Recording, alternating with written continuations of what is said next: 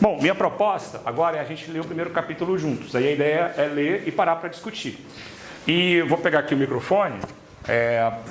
Aí assim, eu vou começar lendo e depois cada um vai lendo na ordem, sei lá, que vocês quiserem, beleza? Vamos lá. Notas introdutórias. Rio de Janeiro, final de verão, calor, quadro de giz. Quase igual hoje, né? A aula de resolução de equações de segundo grau por completamento de quadrados, né? Para quem nunca trabalhou com isso, a ideia de você trabalhar com completamento de quadrados, né, é você tentar achar as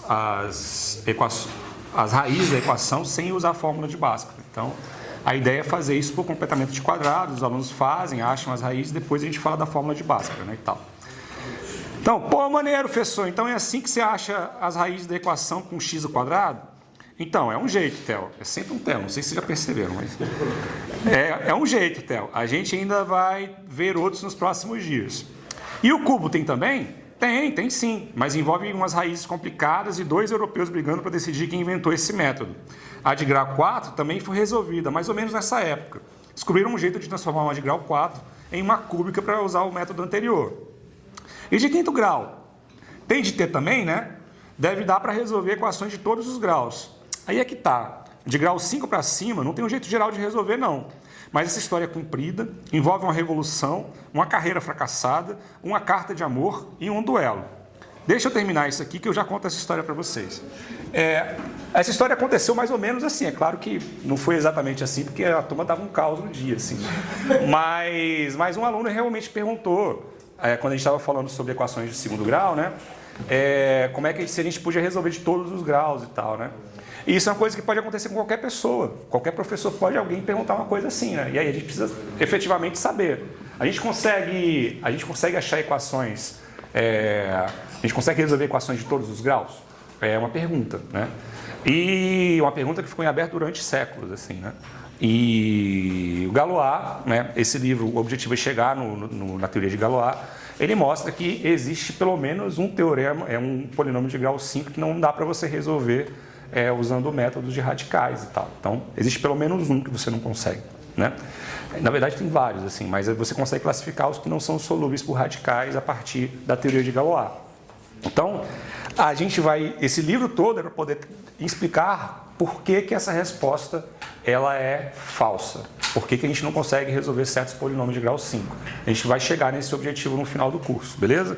É tentar, quando vocês tiverem um TEL aí na vida de vocês saberem por quê, assim, não necessariamente explicar para ele, beleza? Alguém pode começar a ler problematização? Problematização. Este livro se destina a um curso de álgebra em nível de graduação.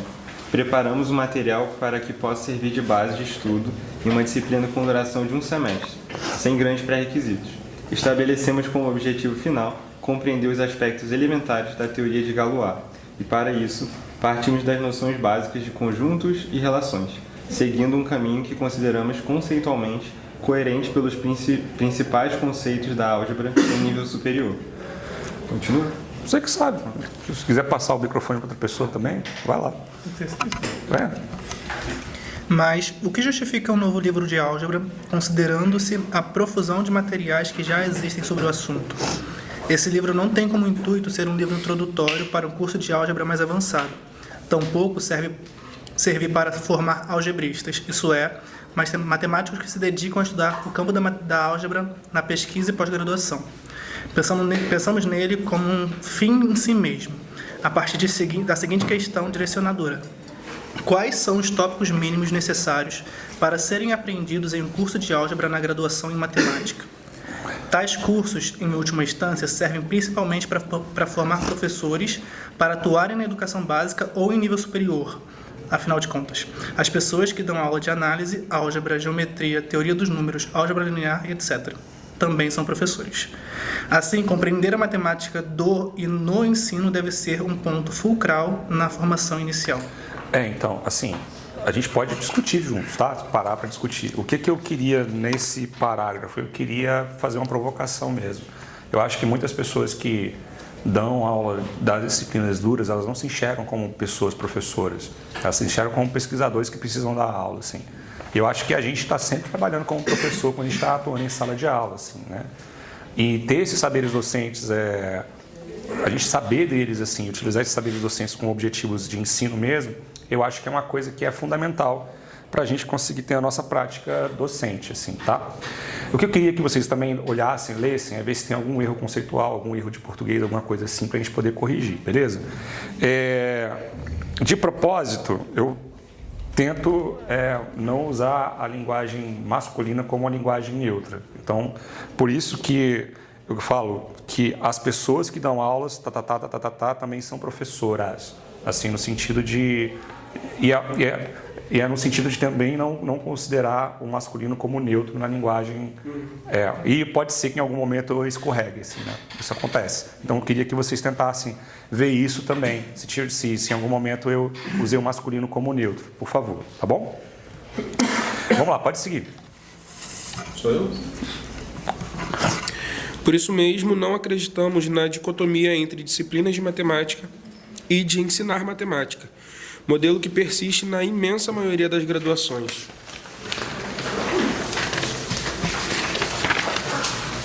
Nossa perspectiva é que em todas as disciplinas com conteúdo matemático na graduação, nós estamos aprendendo matemática ao mesmo tempo que estamos aprendendo a ensinar matemática, já que nossas professoras e nossos professores são referências que usamos, direta ou indiretamente, para as nossas atuais e futuras práticas pedagógicas.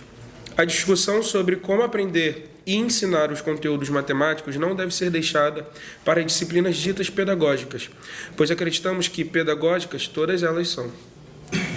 Continua? Tá, pode continuar. Se alguém quiser falar, é só levantar a mão, tá? Vamos lá. Por isso mesmo, esse texto se organiza de uma forma incomum para as disciplinas duras da matemática. Muito embora os conteúdos algébricos sejam centrais nesse trabalho, eles virão acompanhados de contextualizações, analogias e discussões sobre a natureza desses conteúdos e também da forma como são ensinados e aprendidos, tanto na graduação quanto na educação básica. Acreditamos que isso possa enriquecer as discussões em sala, não nos restringindo apenas à álgebra, que se aprende, mas também a quem se ensina.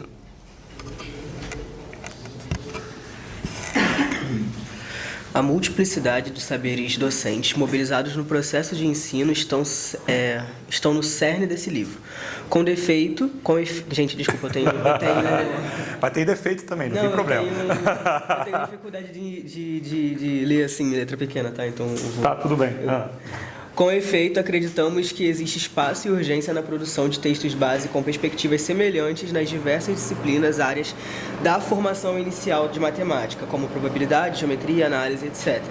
Nessa sessão, vamos problematizar a álgebra na matemática, compreender seus status, estruturas e estrutura conceitual.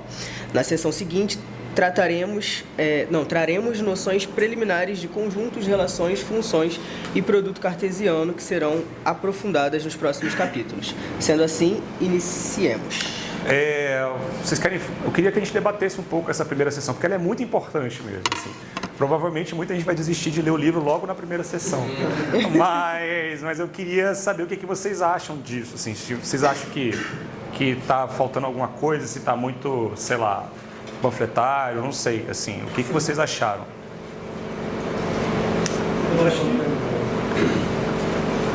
Fala. Dá o microfone para ele. Isso. Eu acho que ficou bom, né? Porque inicia um tema que a gente discute muito aqui no PMAT, mas eu acho que é um tema que fica muito na nossa bolha. Ele não explode por exemplo, para o bacharel, né? E essa coisa, né, de falar que os professores do bacharel não se entendem professores, são pesquisadores que por acaso estão dando aula. Uma vez eu me fiz a pergunta até o que o bacharel ganha quando esses professores também se entendem professores. Porque a gente ganharia nesse sentido, né, de que a coisa seria em alguma medida mais contextualizada, que haveria um pouco mais de sentido para nós, né, as disciplinas duras. Mas eu fico pensando o que o bacharel, o que a matemática ganha quando as pessoas que fazem matemática começam a se importar do porquê que ela é do jeito que ela é, do porquê que ela é tratada do jeito que ela é tratada, e se de alguma maneira essas pessoas entendem, né, que relação é essa que elas têm com essa disciplina, né? Então, tratar isso dessa maneira. Eu acho que iniciar um texto de álgebra, um livro de álgebra, expondo isso, né, é muito forte. Marcelo. Desculpa, Marcelo.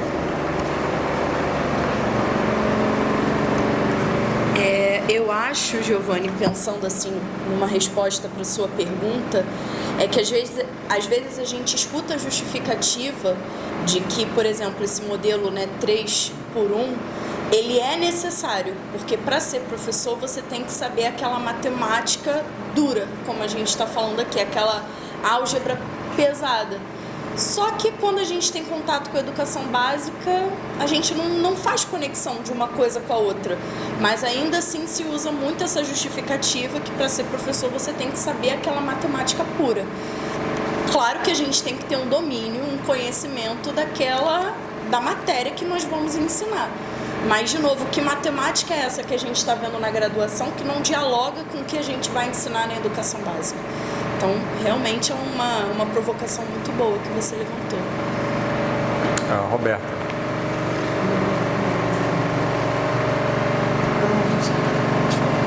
Não, eu queria dizer que quando eu li essa primeira parte, eu achei muito... Você vendeu muito bem, assim, a tua ideia, o teu livro. Fiquei com vontade de ler mais. E como educadora, né, em matemática, especialmente na rede pública, especialmente na Maré, onde quanto mais profunda e abstrata é a matemática, mais distante está da realidade do meu aluno, né? Então, eu que vivo nesse conflito de até que ponto a matemática precisa se aprofundar tanto na minha formação para o que eu estou fazendo aqui, no final das contas. E aí, quando você coloca que a questão não é o quanto se precisa saber de matemática, mas focar no processo de ensino daquilo que se está aprendendo, porque, afinal de contas, estamos formando professores. E isso, para mim, foi muito interessante, porque pela primeira vez eu pensei, cara, tudo bem eu aprender essas coisas tão difíceis que eu não vou usar com meus alunos, desde que o foco seja o processo de aprendizagem e ensino disso, independente do que seja, né? Tá. Eu queria aqui relatar o seguinte, quando eu fiz o curso de licenciatura em Física, eu lembro que os docentes lá do IFRJ, eles falavam sempre assim, você tem que entender e enxergar e ensinar como um professor. Então, assim, isso me fez ver que, assim, normalmente nem todos os professores que eu tive, eles tinham essa noção, né? Então, assim, eu enxerguei que é necessária uma formação pedagógica para mesmo aquele professor que é bacharel. E quando ele é bacharel e quando ele dá uma aula para um curso de licenciatura, cria aquele abismo entre... Parece que está faltando alguma coisa. E essa alguma coisa é essa formação pedagógica, que a gente precisa. Que se a gente visse isso neles, seria muito mais essa passagem seria muito mais tranquila.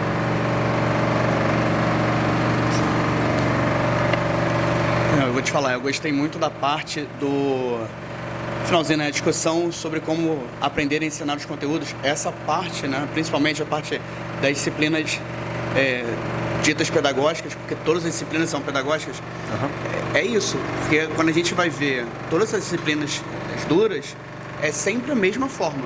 O professor vira para o quadro, faz a aula expositiva, escreve no quadro com os giz e acabou. Não tem nada de pedagógico. Eu, pelo menos, acho que todo mundo aqui utiliza essa metodologia como um contra-exemplo de como não fazer. Então, ela está servindo como contra-exemplo, né? Então, acho que é legal porque a gente tenta refletir sobre essa parte de como produzir uma outra forma de dar aula, né? Então, acho que isso é importante, isso é legal. Já começar o livro explicando isso, né? Bom, vamos continuar a leitura até tocar o nosso Comodoro? Tem que dar o microfone. Quem vai continuar lendo? Tá na ordem? Então vamos lá. Vai lá. A analogia da cidade. O objetivo principal desse capítulo é entender o que é e o que não é a álgebra. Para isso, vamos lançar mão de um exercício de pensamento, uma metáfora que chamaremos de analogia da cidade. Imagine que se deseja analisar as cidades matematicamente. Nessa analogia, vamos fazer um exercício de entender como a geometria a análise e a álgebra observam e se debruçam sobre esse objeto. Eu nunca tinha escrito isso, mas essa ideia, para escrever esse texto, eu tive em 2003. Eu lembro exatamente o dia e a hora, assim, que eu estava... Não. Nessa, né, não foi no churrasco, infelizmente, assim. Se ele tivesse feito o churrasco nessa época... mas foi na Universidade de Brasília, a gente estava num grupo de pesquisa e eu não consigo, a gente estava discutindo um pouco como é que é essa coisa de diferença, assim, porque existe uma matemática só, existem várias matemáticas e tal, né? É uma discussão muito, muito difícil, assim, no fim das contas. Mas aí a gente estava discutindo sobre o que diferentes linguagens olham para a matemática, assim, né? E aí foi quando eu tive esse insight de pensar como a gente está olhando uma cidade, né? Como é que a gente olha uma cidade, assim, um geômetra, um analista e um algebrista, como é que eles olhariam isso, né? Olha eu usando o masculino. Uma geômetra, uma analista e um algebrista, se fossem olhar e tal. Tem um erro de português ali. Tá, marca aí, depois eu dou uma olhada. Escrito, na verdade. Tá bom. Então é isso. Vamos seguir? Quem vai ler agora? A geometria vai tentar entender questões como: qual é a forma de medir a distância entre dois lugares nessa cidade? Ela tem morros e vales ou é uma cidade plana? A área total dessa cidade é finita ou infinita?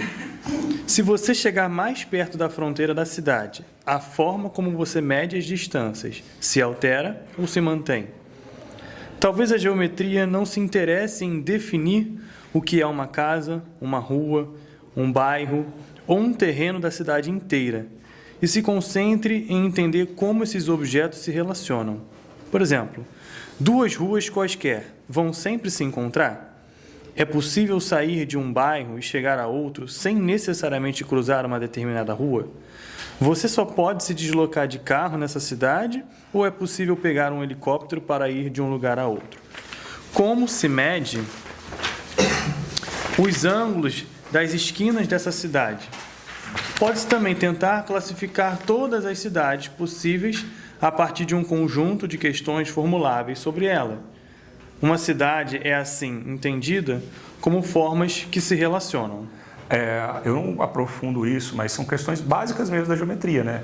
Sobre, por exemplo, como é que você mede geometria num espaço hiperbólico, como é que você... Se duas retas elas têm interseção, se existem retas paralelas ou não e tal, né? Mas são perguntas matematicamente importantes mesmo, assim, né? Se a gente está olhando esse contexto. Geometria do múltiplos destaques, é verdade. Isso também estava na minha cabeça na hora que eu escrevi. Então tem vários contextos ali, né? Que a gente pode pensar a geometria e tal. Se tiverem mais algum que seja legal, podem falar que a gente transforma aqui na metáfora, beleza? Algum comentário? Não? Então vamos lá. A análise se debruçará em outros aspectos. Por exemplo, como funciona o sistema de correio dessa cidade? Todos os endereços podem mandar e receber cartas? Todas as casas têm vizinhos ou temos casas isoladas? É possível determinar meu vizinho imediato ou entre dois vizinhos quaisquer existem sempre infinitos vizinhos? Talvez a análise se interesse por entender a totalidade da cidade pela maneira como essas casas se relacionam. Também se interessará por objetos esdrúxulos. Por exemplo, é possível ter um prédio com área infinita, mas volume finito? Se nessa cidade há um hotel com infinitos quartos ocupados e chegar um trem com infinitos vagões, cada um deles com infinitos passageiros que desejam se hospedar, é possível fazer alguma realocação de modo que todos, os hóspedes que lá estavam e os infinitos passageiros dos infinitos vagões que chegaram, tenham quartos disponíveis e ainda assim sobrem infinitos quartos para serem ocupados por novos trens que porventura cheguem? Por incrível que pareça, a resposta a essa questão é verdadeira. E assim, também algumas outras ideias de análise, né? Sobre pontos isolados, pontos de acumulação e tal, né? São ideias que a gente trabalha no curso de análise. Achei interessante que essa é uma coisa que a gente pode até usar, sei lá, na escola, porque a gente traz uma roupagem diferente para coisas que a gente discute mesmo, né? Então, é possível determinar o meu vizinho imediato, isso é sucessão, né? É possível Tem uma parte que fala ir e voltar do mesmo lugar, né? É uma função inversa, né? Então essas metáforas que usou são interessantes para a gente até usar com alunos, né? Ele queria falar. Vai lá. É só um comentário técnico. Aham. É só para incluir nessa frase toda infinito e numerável. Aham. Tá, sim, claro, é verdade. Precisa ser numerável, tá certo. Tá, não tá certo, é verdade, é verdade. Vamos lá, e a álgebra? Vamos lá. E a álgebra? A álgebra talvez se interesse menos pela aparência da cidade e mais por suas regras internas de funcionamento. Em vez de perguntar quão longa é uma rua ou qual a curvatura de uma avenida, ela perguntará: como os caminhos se combinam? Se percorro uma rua e depois outra, isso é equivalente a qual outro trajeto? Existe um caminho que não leva a lugar nenhum, mas que não altera o percurso quando combinado com outros? Para cada trajeto, existe um trajeto inverso que me devolve ao ponto de partida? A álgebra pode decidir que pouco importa se estamos falando de ruas, corredores, túneis ou passagens aéreas. Todos esses objetos podem ser vistos simplesmente como formas de deslocamento, desde que obedeçam a certas regras de composição. Da mesma forma, casas, prédios e galpões podem ser tratados como instâncias de um mesmo tipo de objeto, contanto que desempenhem funções análogas dentro da cidade. Talvez a álgebra também se interesse por simetrias da cidade. É possível reorganizá-la, trocar bairros inteiros de lugar, renomear ruas ou inverter sentidos de circulação sem alterar o modo como ela funciona? Se duas cidades diferentes compartilham exatamente as mesmas regras de funcionamento, ainda que tenham mapas muito distintos, a álgebra tenderá a vê-las como essencialmente a mesma cidade, do ponto de vista estrutural. Nesse processo, a cidade concreta vai, aos poucos, se tornando secundária. O algebrista pode acabar estudando apenas um caminho abstrato de objetos e regras, como eles se combinam, se existe um elemento neutro, se certas operações são reversíveis, se diferentes partes da cidade se comunicam entre si ou permanecem isoladas. A cidade deixa de ser um lugar físico e passa a ser uma estrutura. Nesse sentido, a álgebra busca responder a perguntas do tipo: o que torna uma cidade, independentemente de sua aparência? Quais propriedades permanecem variantes sob reorganizações? Quais regras mínimas precisam ser satisfeitas para que esse conjunto de elementos ainda possa ser reconhecido como uma cidade? Esse parágrafo fala com algebrista. Vamos marcar tudo isso aí, para eu não esquecer. Tá, vai. Geometria, análise e álgebra, portanto, não são maneiras concorrentes de olhar para a cidade, mas formas distintas de perguntar sobre ela. Cada uma ilumina aspectos diferentes do mesmo objeto, recortando problemas, interesses e linguagens próprias.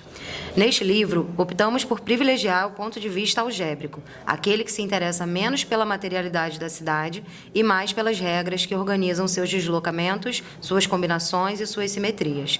Isso não significa ignorar os outros olhares, mas assumir deliberadamente um recorte. A partir daqui, a cidade começa a se desfazer como metáfora concreta e dá lugar a estruturas abstratas, conjuntos munidos de operações e relações. É neste território, menos visual, mas profundamente estrutural, que a álgebra passa a falar em seu próprio nome. E aí, algum comentário, pessoal? Complicado. Melhor elogio possível. Algum comentário? Já está acabando o nosso tempo aqui, já vai tocar o negócio. Eu adorei essa metáfora, gente. Eu li uma vez no livro... Deixa o negócio chegar lá no Giovanni. Você leu o que no livro, Giovanni? Eu acho que o nome do livro é o livro da matemática, uma coisa assim, um livro preto, né, que fala da história da matemática. É tipo a Bíblia? Assim? É tipo uma Bíblia. Um livro preto, assim? E aí ele fala de vários momentos, né? Eu sempre que eu vou dar, por exemplo, produtos notáveis, eu recorro a esse livro, né? Acabou o tempo? Tá, calma. Daqui a pouco a gente volta. É só porque eu preciso parar aqui. Acabou a sessão, fim. Acabou.